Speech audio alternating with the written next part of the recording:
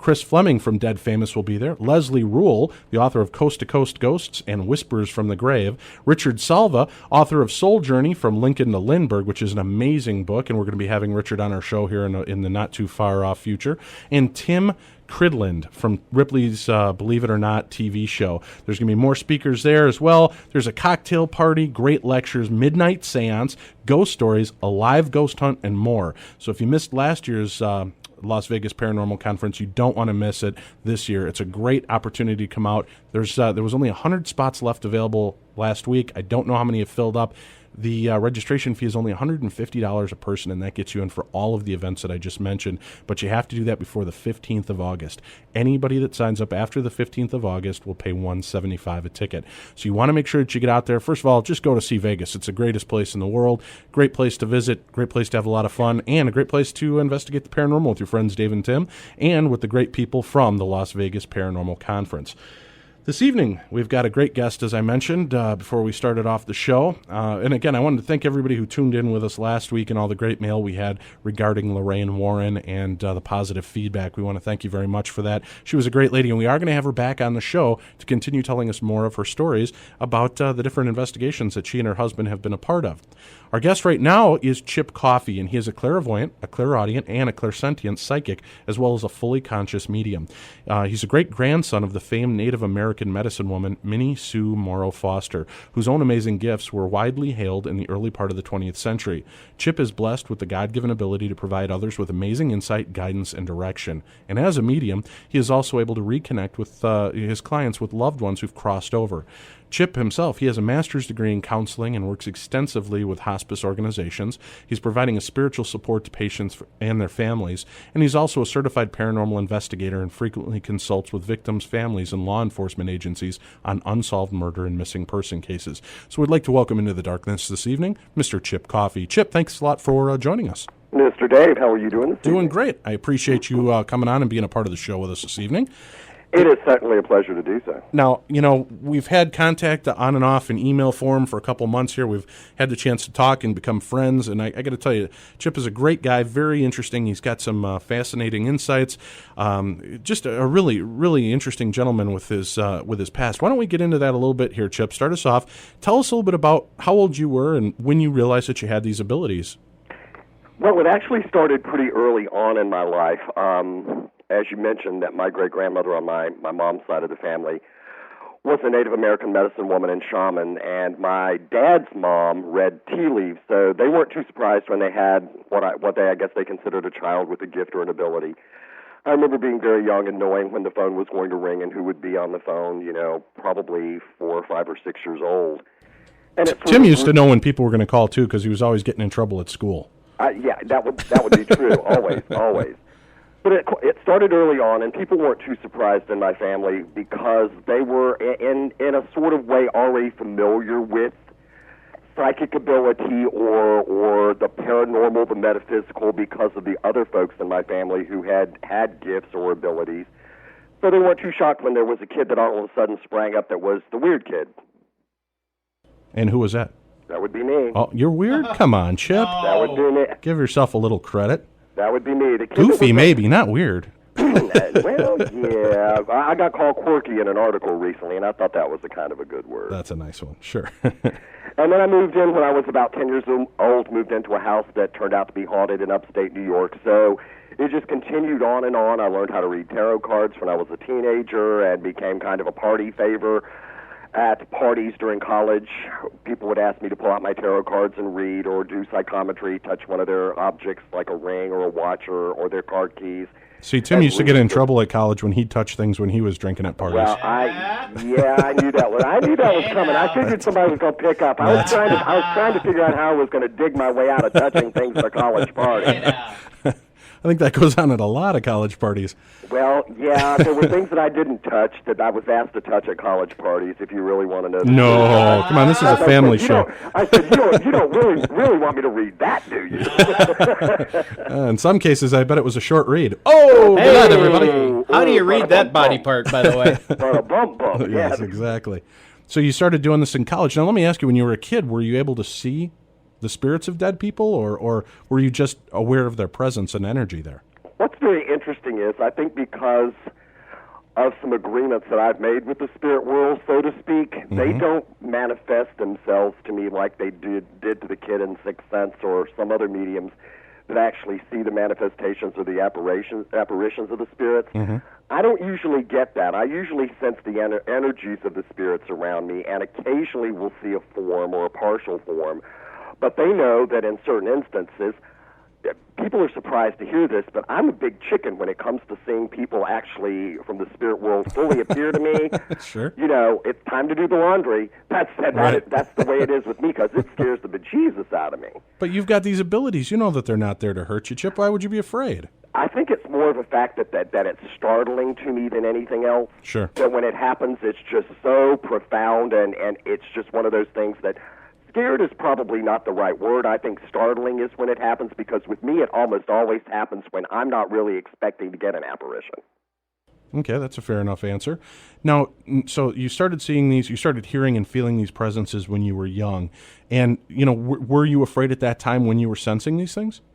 I really wasn't afraid. It was especially I can remember back into the times of living in the house in New York, and some pretty dramatic things happened in the house. Lights would turn on and off by themselves. The piano would play by itself.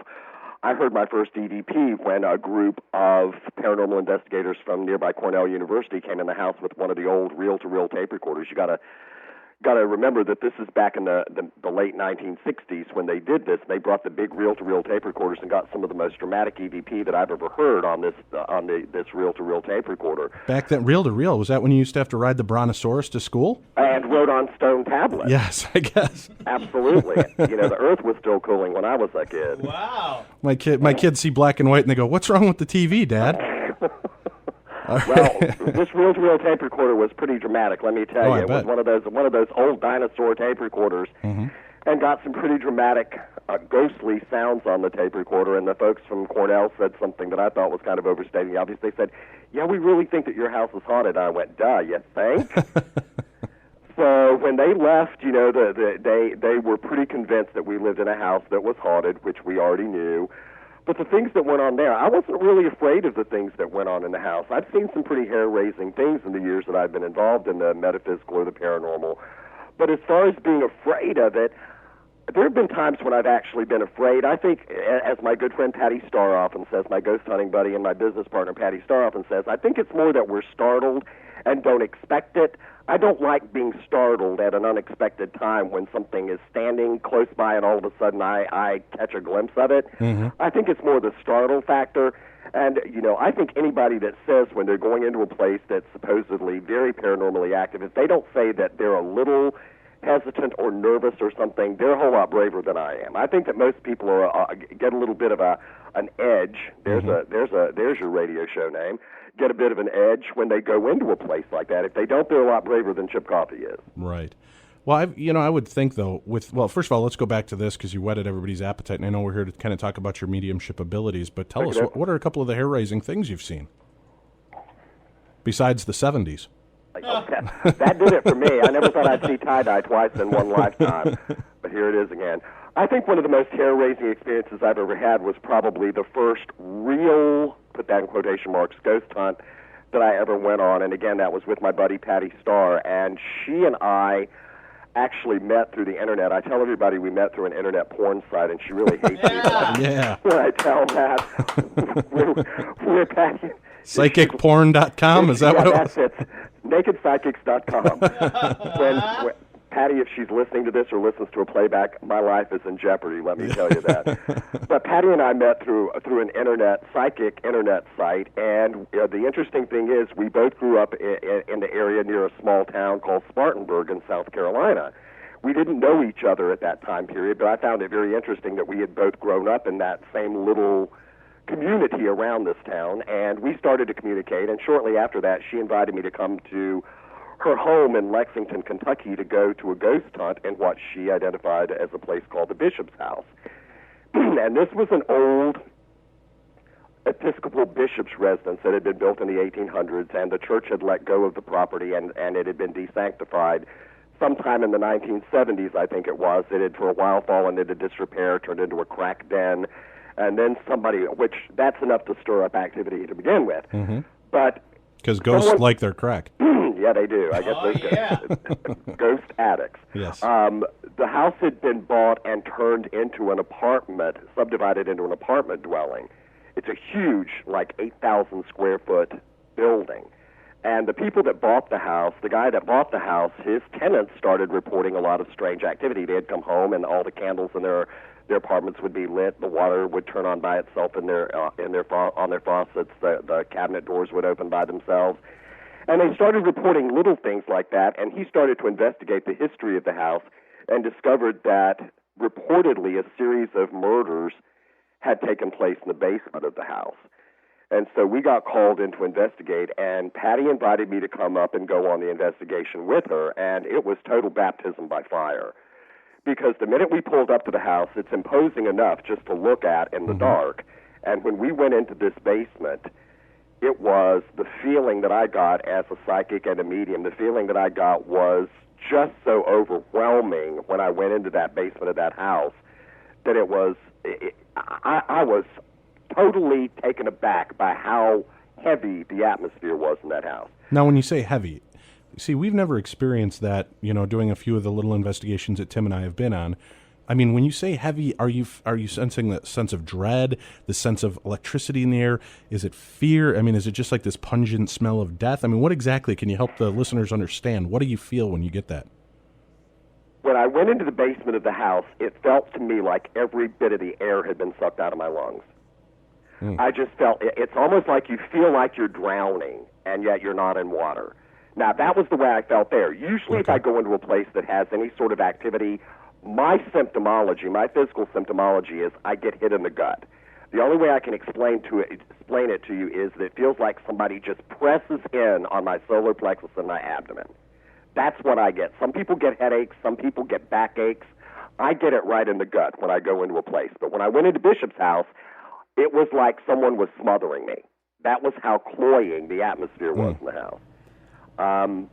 I discern that murders did take place in the house. You'd have to go in this place to really believe it.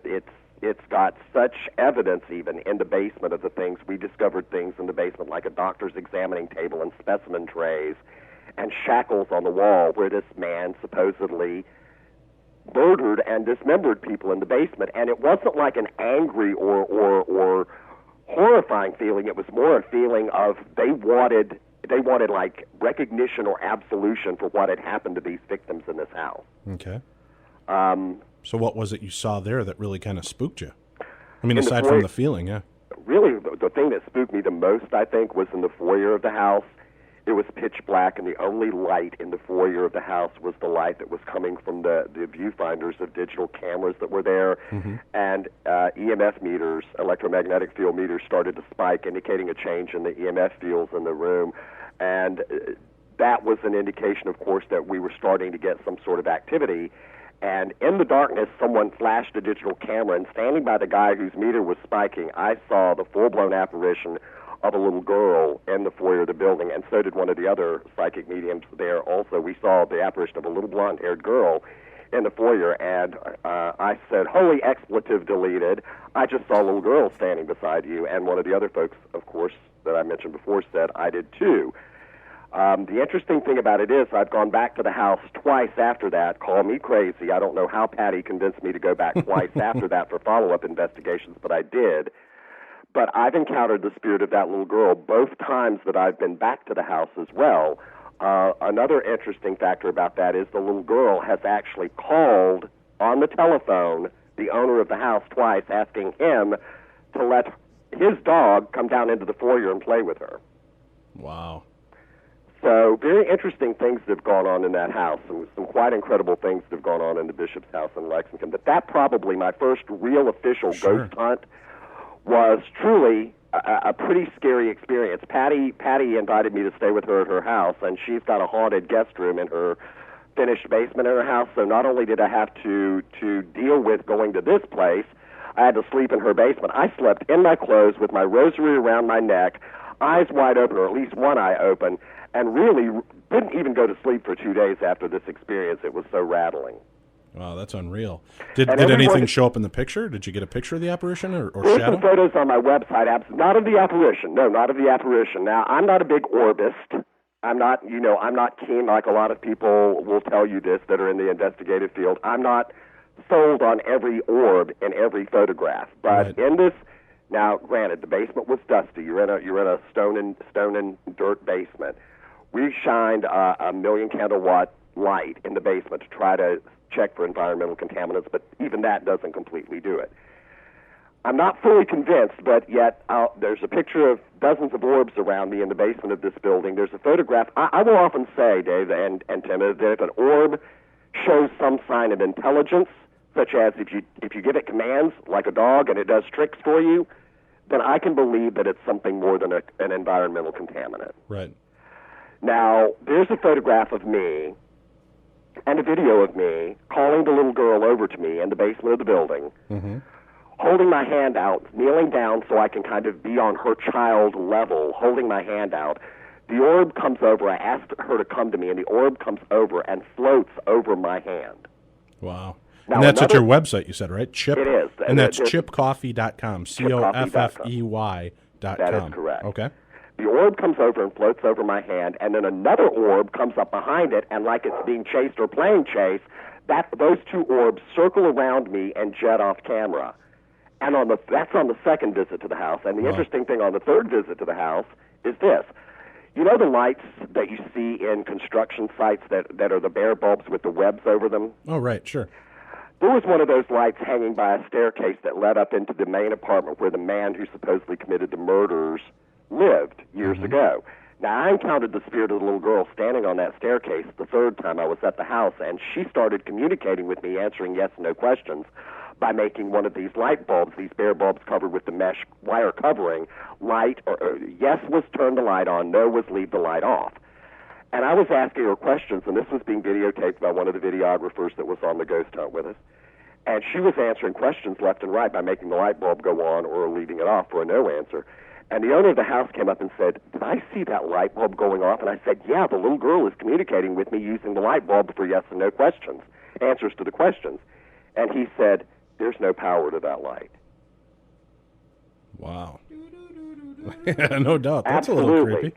So when things like that happen... Now, is that video on your site as well? That video is not on my site. Okay. All right, but the one with the orbs coming at your hand and kind of I believe the one with circling the up? orbs coming at my hand is, and if it's not on my site, it would be on Patty Starr's site, which is ghosthunter.com.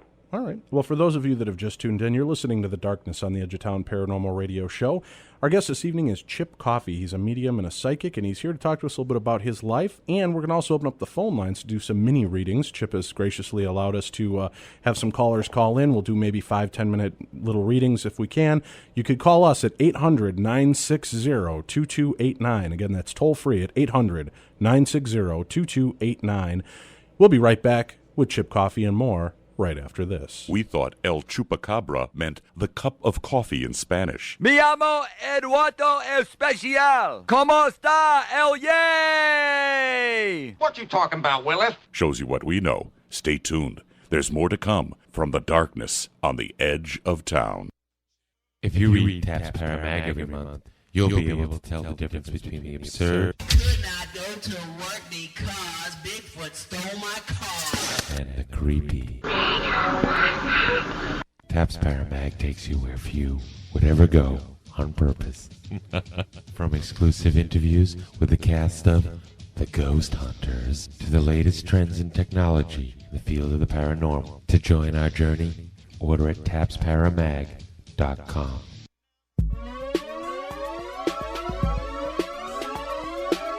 If it weren't for ghosts and aliens, these guys wouldn't be getting any action at all. Yeah, baby.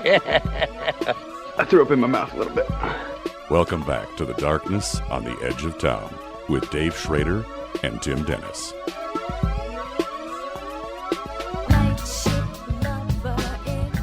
Oh, yeah, getting funky. Welcome back to the Darkness on the Edge of Town.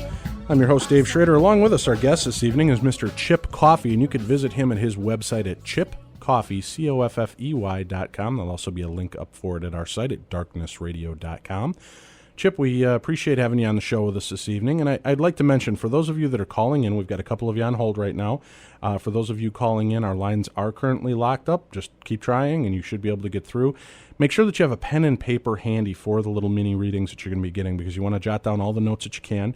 And in the next few minutes while we're talking to Chip, I want you to think about who is it that you'd really like to have come through for you, so that way when we make a connection, you've kind of already opened up the conduit, or it might speed things up a little bit. Remain open about it, whether you're skeptical or not about this. The only thing that's going to help is if you just kind of open up. Don't give away too much, of course, like we say. You don't have to answer any specific questions or give names of who you want to talk to, because that might just screw up Chip in trying to actually validate who's coming through for you. Yeses, nos, that should be the best way to do it, or I don't knows. And if you don't know, just don't get hung up on it. Write it down, come back to it a little bit later. Does that about cover it, Chip?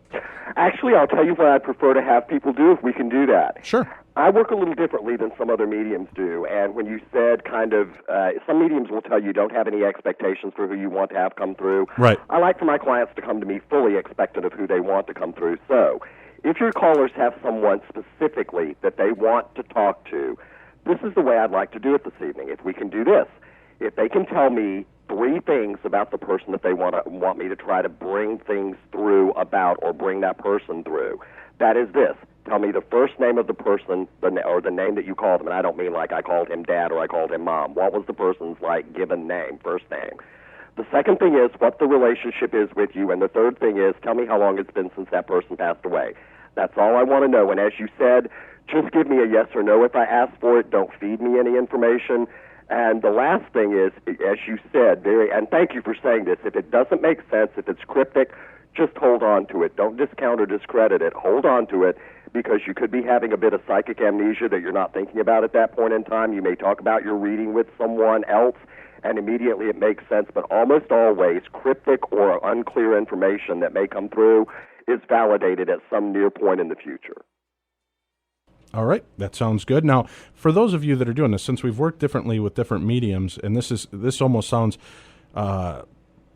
like the opposite of what we've always been told, is don't give out that type of information, because then people can do a cold reading. You then provide, though, you're not just giving basics. You by giving that kind of information, it's helping you to tune into that spirit, so that then you can come up with evidence or clarification that will still help to provide and proof who these people are. What that does for me is this. Mm-hmm. If I open my channel, some other mediums open their channel and they have what I call open mic night. Okay. And that is, they say, any spirit that wants to come through for you, just come right on through. My clients and most people go, I know when I go to see, the limited times that I've been to see a medium for information, I've been hoping that my mom would come through. I've been hoping that would happen. And open channel mediums tend to bring through, not my mom who stands off to the side, but my dad or my mom's sister always come through in mediumship readings that I have. Stronger personalities?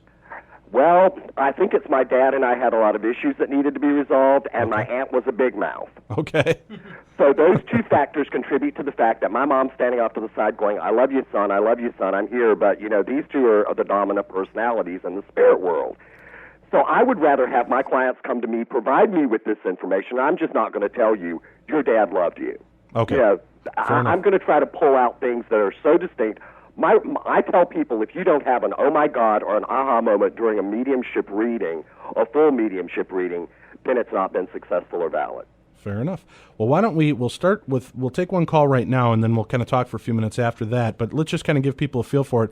On line 1 with us, we have Laura. Laura, are you there? Yes. Okay. Laura, were you able to hear that while you were on hold here, what Chip is looking for? I heard, all I heard was music, but I turned it on from the internet so I could hear what he was saying. Okay. Well, Hey, Laura, how are you? I'm fine. What Chip is looking for is if you have somebody specifically you'd like to have come through tonight, like mom, dad, cousin, uncle, brother, friend, boyfriend, girlfriend, whatever, state your intention to Chip by giving just the name of what you'd call that person, also telling him about how long they've been gone, and then what was the third piece that you wanted, Chip? Relationship, the name of the person, what your relationship was, grandmother, aunt, uncle, whatever the personal relationship you had with the spirit is, and how long it's been since this person has passed. And then everything will be yeses and nos from there out. Okay? Okay. All right. Have you got that person in mind now, Laura? Yes. And can you hear Chip okay? Yes. Okay, Chip, can you hear Laura? I do hear Laura well. All right, good. Well, then I'll be quiet and let you two do what you do. Laura, tell me the name of the person you want me to try to reach. Her nickname is Billy. Billy? Billy. Okay. And what's the relationship that you had with Billy? She's my grandmother. And how long has it been since your grandmother, Billy, passed? Approximately 3 years. Okay. Bear with me. That's fine. One of the things that I pick up around your grandmother is this, that there's something surrounding her passing that had to do, it's not just one thing that brought about her passing is the thing that I want to tell you, that there were multiple complications of things that were involved with the way that your grandmother passed. Understand? Yes. It really feels to me like I'm really fluidy all of a sudden, so evidently she got very fluidy at some point. Was she retaining fluids, and was there something complicating with the fact that she had pressure in her head? And the pressure in her head feels like that was a main contributing source, and could have also been due to medications that she was taking that were causing pressure in her head. But I'm feeling things that were complicated with pressure, fluidy pressure in her chest, as well as a lot of stress or pressure in her head. Understand that? Yes. It also feels to me like she's telling me something about a male who had a wound to his hand. What's the deal with a male close to her or close to you who had a wound to his hand, like a hurt finger or a hurt hand?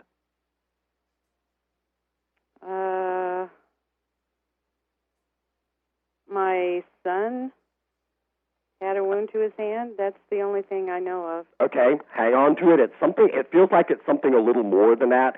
Okay. Just hang on to something that is about, and it feels like this is an older man. Now, if you're talking about your son, I'm assuming that it doesn't take a rocket scientist to figure out that he's probably a younger male. I'm feeling this is an older male, and I'm feeling this is a male that is also close to you. Now, you say this is grandmother. Is this father's mother? Yes. Feels like, did your dad have a wound to his hand when he was younger?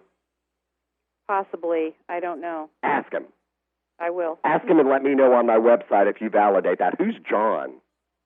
John is my cousin. That's her grandson. Okay, I picked up the name John.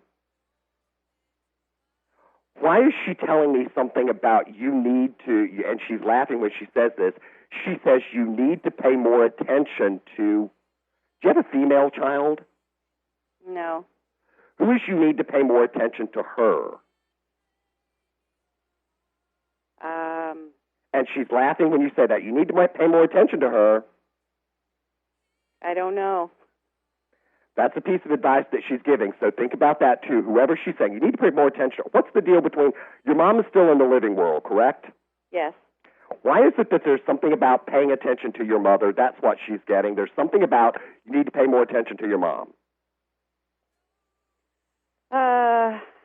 I think that my grandmother probably thought I was a little bit straying from her belief system.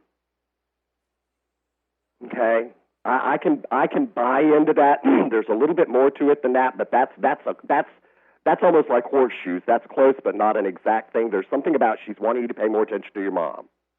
Well, those two did not have a very good relationship. Okay. I don't know if that has anything to do with it, but I'll think about it. Think about that part about it. What's the question you'd ask your grandmother if she was here right now?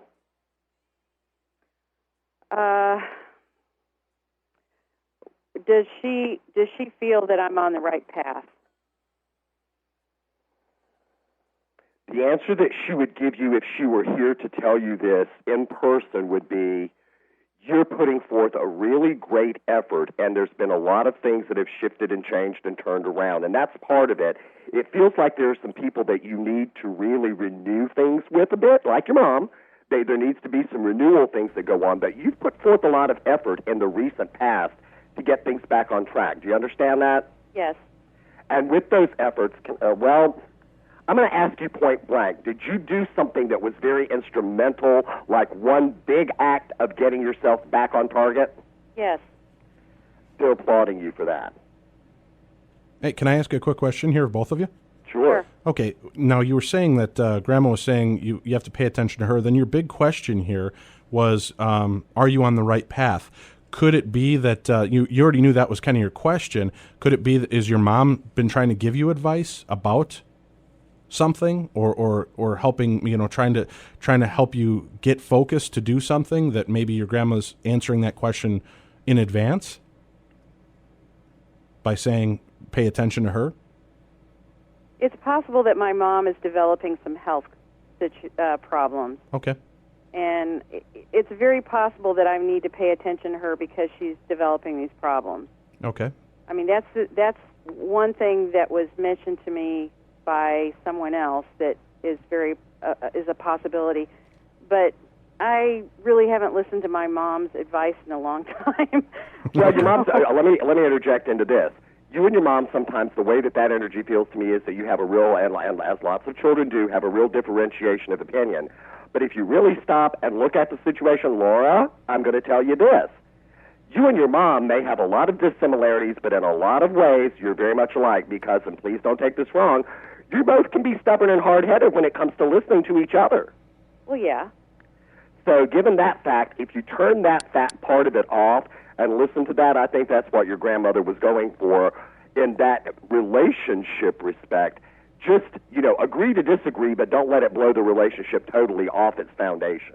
Okay. All right, Laura. Well, thank you very much for calling into the Darkness on the Edge of Town this evening. If you're just tuning in, you're listening to the Darkness on the Edge of Town Paranormal Radio Show. Our guest is Chip Coffey, and Chip is a psychic and a medium, and he's on hand to kind of talk to us a little bit about his abilities and what he's doing. He's also doing some mini readings. If you have an interest... Oh, good grief. Darkness on the Edge of Town. Nope, we're getting a connection here. Hold on 1 second. All right. Oh, wow, our lines are clipping out on us. It's kind of crazy in here, Chip. See, we always have fun times when we have people involved in the psychic world. Isn't that weird that it always happens like that? That electronic things tend to really foul up when you've got somebody that's a psychic or an investigator on with you. Yep, no doubt. Now we do have a quick question for you here. I'd like to know about, and if you can get a little bit in depth with me on this, it'd be great. Could you tell me, Chip? You're a counselor. You. What's the word I'm looking for here? Not counselor, but you're a, I guess counselor is a good word, right? That's a good word. You counsel, and you've got a kind of a psychiatric background in that sense, right? How do you know that you're not actually doing a reading for somebody, that you're just giving them common sense instead of, kind of inputting over it? How do you differentiate between your own thoughts and maybe what the spirits are telling you? Why should there be a differentiation between those two things and not a blending of modalities, I think, in its purest sense? Lots of people have said to me in the past, out of things that Spirit came through, Spirit said, basically to Laura, get along with your mother.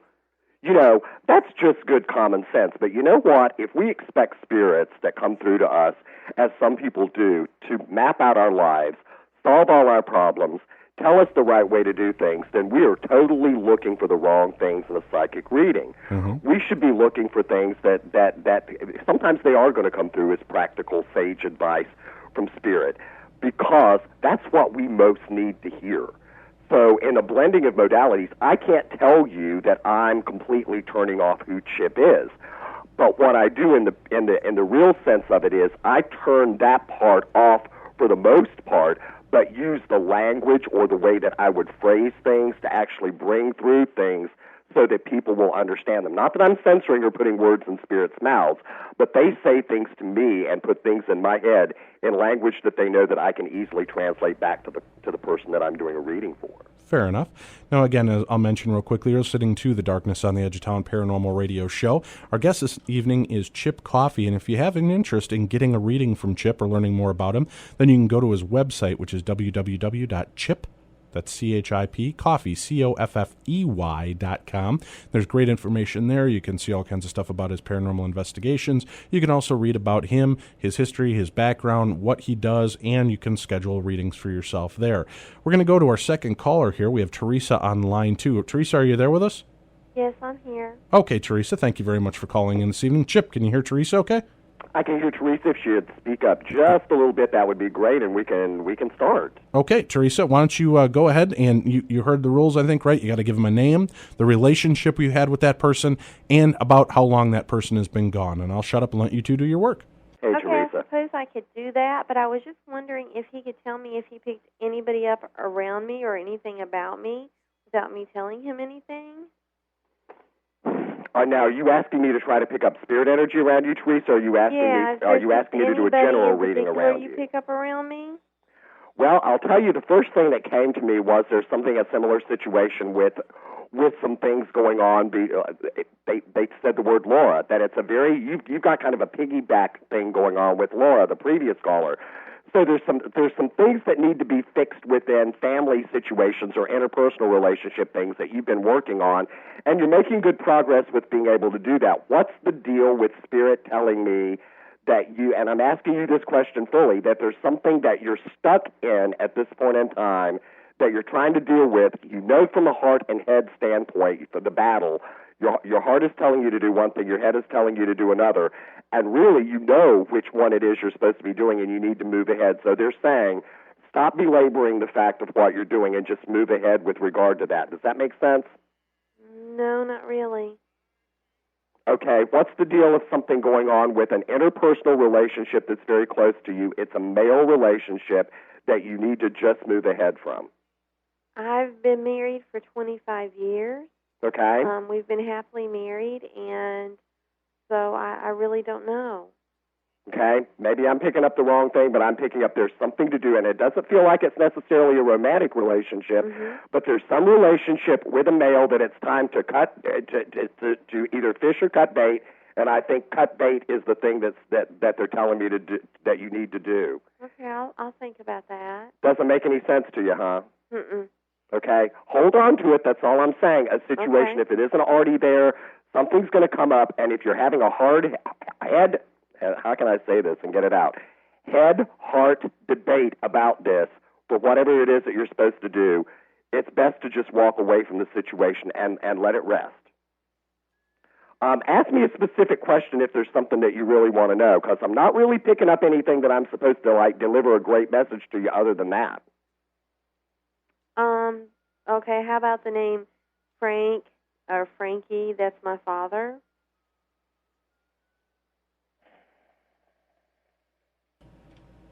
And how long has he been gone? About 11 years. There's things about confusion that are around him. There's something about confusion and disclarity. So I'm feeling like to some degree there was some level of confusion surrounding him with again a piggyback on Laura. It feels like there's some confusion that's going on inside of him as far as disclarity goes before he passed. And that lots of times is due to the fact that the person is slipping away or is medicated. I feel that there's a sense of you not having completeness with that situation. That you haven't completed what you went through with him. He died of colon cancer, so it was a really slow death. And he, slowly slipped into a coma. We knew he was dying for like 4 years before he died. He went to Duke and had a lot of surgeries, and so I really feel like we had closure, and it was a very peaceful death. There's something missing. There just feels like there's something missing that you feel was missing with the piece of that. That's the way it feels to me.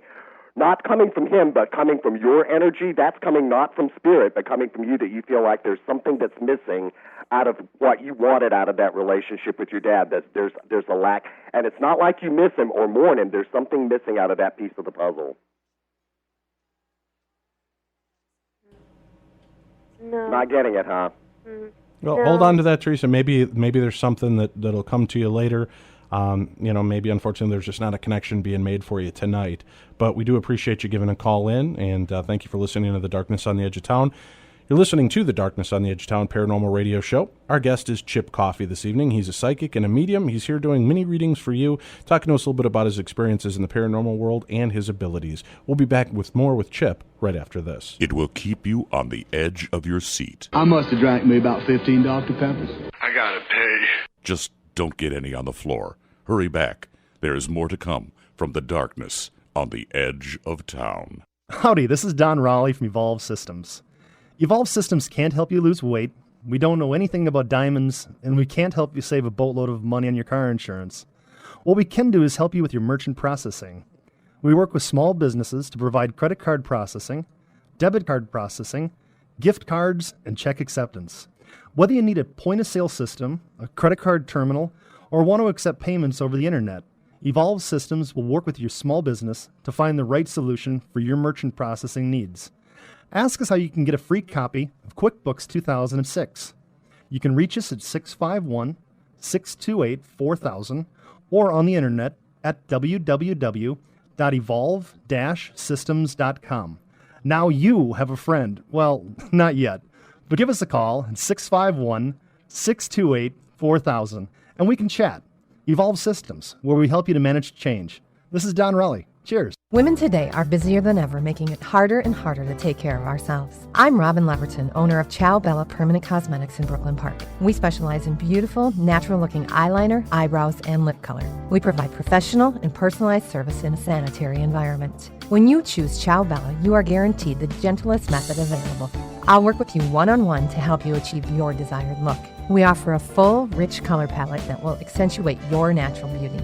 If you have allergies to conventional makeup, suffer from hay fever, watery eyes, or the embarrassment of little or faint brow color, and you want a look that will stay fresh all day, every day, then we have the perfect solution for you. Time is a rare commodity, and with Ciao Bella Permanent Cosmetics, we help you take control of your time by giving you a low-maintenance, fresh appearance that you will love every day. Book your appointment by January 31st, and you will receive a 25% discount. You deserve to look your best, and at Ciao Bella, we want to help you. Call 612-306-4961. That's 612-306-4961. If you read Taps Para Mag every month, you'll be able to tell the difference between the absurd and the creepy. Taps Para Mag takes you where few would ever go on purpose. From exclusive interviews with the cast of The Ghost Hunters to the latest trends in technology in the field of the paranormal. To join our journey, order at tapsparamag.com.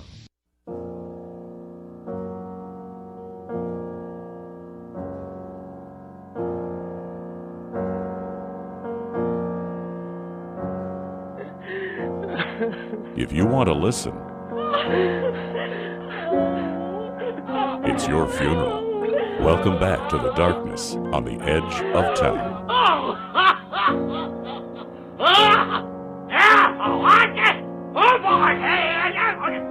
Good evening and welcome back to the darkness on the Edge of Town Paranormal Radio Show. I'm your host, Dave Schrader. Along with us this evening, our guest is Mr. Chip Coffey. He's a psychic and a medium. He helps people to connect with people that have crossed over to the other side. He also is a paranormal investigator. And Chip, we've got another call on the line for you, if you've got a few seconds for us here. Absolutely. On line one, and I hope I got this correctly, I believe that the name was Robin. Is that right, Robin, on line one? Yes, it's Robin. Okay, Robin, and you were interested in getting a reading with Chip Coffey, is that correct?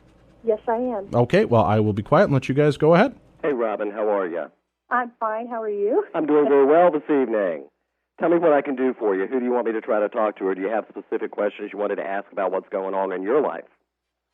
Well, the person that I want to see if we can get in touch with is Gwen. Gwen, okay. Who's my mother-in-law, and it's been 20 years. And you have to talk a little louder, please. I'm sorry. Okie doke. Can you hear me all right? Yeah. Okay. Gwen, mother-in-law, and it's been 20 years that you said, right? Yes. Okay.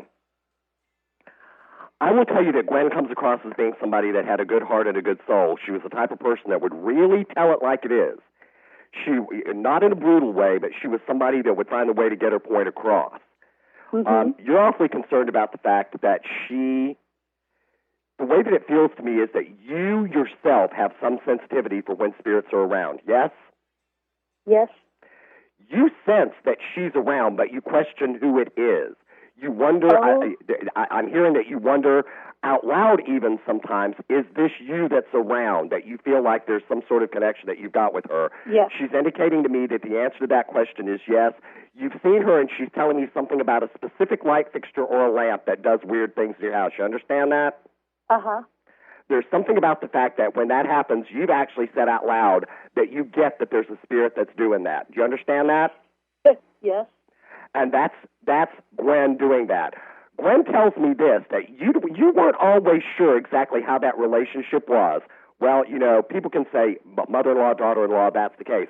You and Gwen got along very well, but you always, and so did she, wished that relationship was a little, not that it wasn't good, but you wished that there was more. Do you understand that? Uh-huh. It's a really concrete relationship, and she wants you to know that she's proud of the way that you are and the way that you behaved and the woman that you are. That was important to you because you felt a need somehow, and put this in quotation marks a little bit, Robin, to prove yourself to this woman.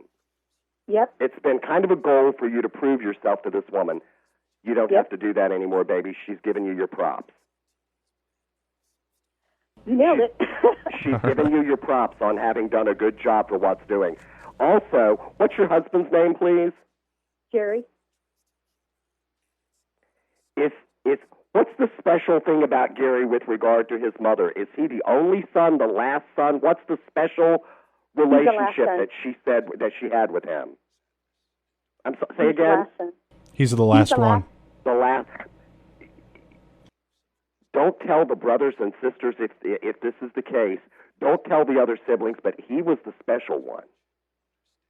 Okay. He was the special one, and that's part of the reason she feels this close attachment to your family, which is the reason that she checks in with you guys very often. She does. Did she pass away from something to do that was upper body, like chest stuff, heart, lungs? Colon. Oh no, there's something to do with heart complications. What happened with her? All right. Was there something to do? I'm getting this thing. Was there something to do with more so that you had to make a decision for how things were going to go with her? And I'm not saying necessarily like you had to shut the machines off, but were there decisions that had to be made with the way she was going to pass? She had colon cancer. But at the very end, was there a decision that had to be made to just let her go? Yeah.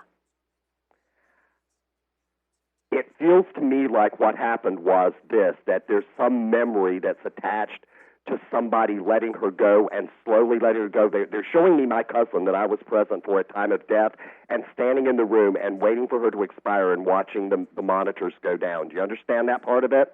Yes. Don't remember that part of it. That somebody's stuck on remembering the actual time of death, and it's probably your husband or somebody that's close by. Stop remembering that end time right at the very end. Remember the good times, because somebody, even after 20 years, is still stuck on her at time of death. Do you understand that, Robin? Yes. Get out of that rut and remember the good and happy times with her. She's happy. She's content with the fact that you've done a great job with her son and her family, her extended family. She's very happy with you and proud of the mother and the wife that you are. Thank you. We all are, Robin. Thank you very much for calling the Darkness on the Edge of Town tonight. I hope you got something. And again, if you want to follow up with Chip Coffey, you can do it more by going directly to his website, which is www.chipcoffey, and there's no spaces or dashes or underscores, right? It's just chipcoffey.com. Chipcoffey.com. Okay. Well, we've got one last call on the line here. We've got about 6 minutes here before the end of the show. If we can do this. Steve, are you with us? Steve, you have to turn down your computer monitor and listen to us on the radio here. Can you hear me? Yep. Okay, Steve. We've got Chip on the line here. Did you want to go ahead and get a reading with Chip? Sure. Okay, great. Why don't you, if you can turn down, I think we're on a little bit of a delay over the internet, so if you want to turn that down, and then you can hear Chip directly on this. Okay? All right, I'll be quiet. Chip, this is Steve. Steve, Chip. Hey, Steve, how are you? Pretty good. Tell me what I can do for you this evening. Well, I'm trying to get through to one of my ex-girlfriends, and she passed away about 6 years ago. She committed suicide. I never really got to talk to her before. Don't give me too much information. Oh. What's her first name? Danielle.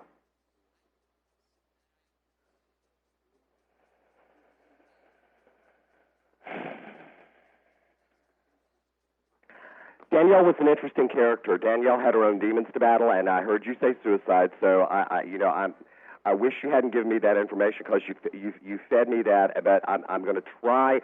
People are going to say on that Chip's Chip's feeding off of that.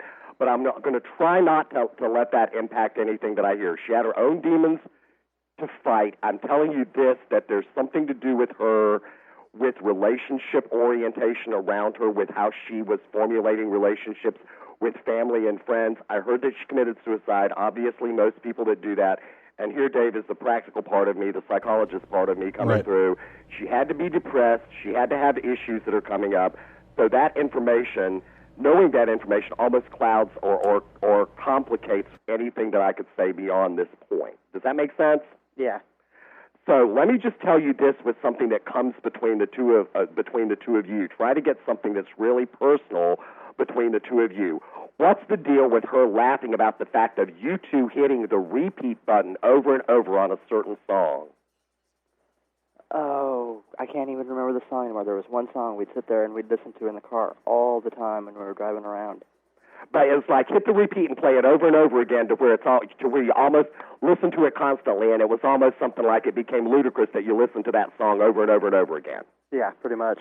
What's the thing also, and she's bringing up the vehicle again, if we're going to stick with the vehicle, what's the thing about and she's saying this, and pardon me for family show, but the damned car not working right. You understand that? Yep.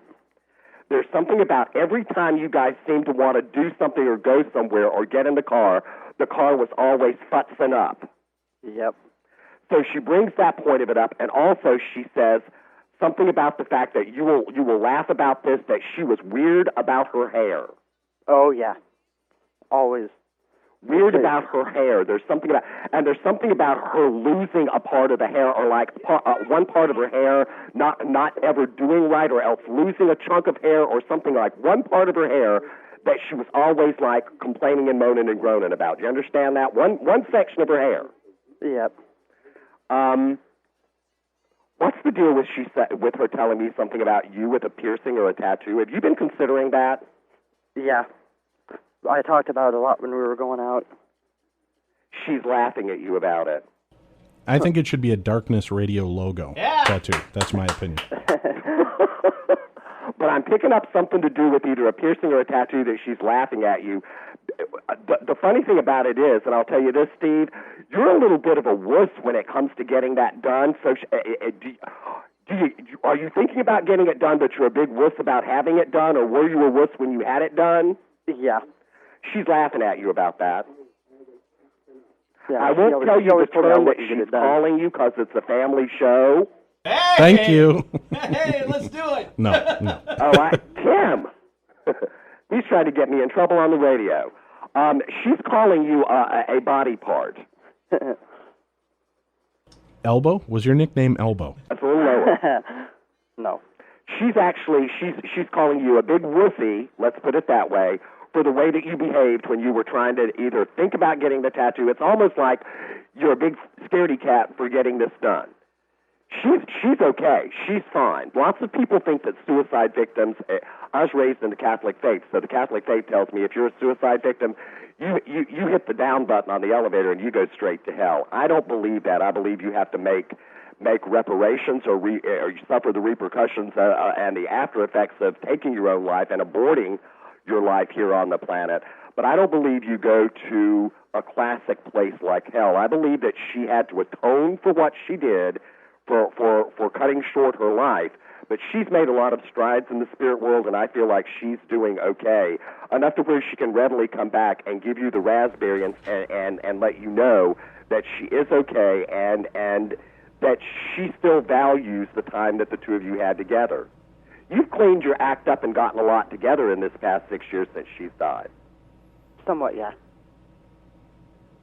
So she's congratulating you on that fact for doing that, but she's still telling me to tell you this, that lots of times you just don't dive in and get it done because you have this thing, Steve, with almost a fear of success and almost a fear of accomplishment. Sometimes you put up the roadblocks for yourself, and she's saying tear down those roadblocks because she believes in you more than you are believing in yourself right now.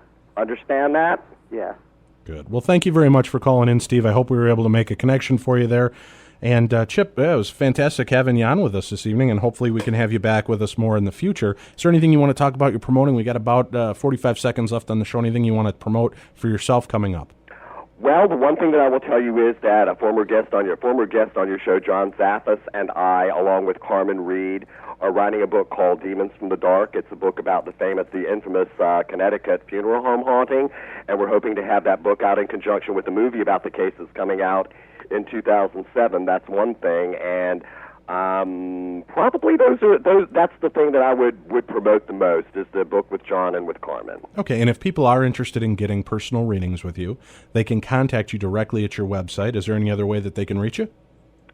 They can. I encourage people to call me at my home number here. I usually answer my own phone. That number is 770-806-0369, kind of between 10 a.m. Eastern Time and 9 p.m. Eastern Time.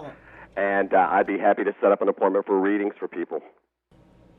Okay, well, Chip, I appreciate everything that you've done there. For everybody else, stay tuned with us, because hour 2 is coming up with our regular guest, Rose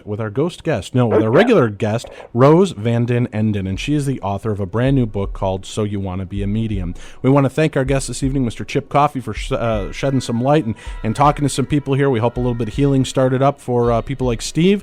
And again, if you had the reading this evening, there were a few things that didn't make sense, make sure you talk to family members, see if there's anything that might make more sense for you and making your connections. And as John Edward is fond of saying, make sure that you make your connections while the friends and relatives are here with you on Earth, so that somebody like Chip doesn't have to keep doing this for a living. Absolutely. We appreciate your time with us tonight, Chip. We appreciate you listening to The Darkness on the Edge of Town. Stay tuned, because our next guest is coming up right after this.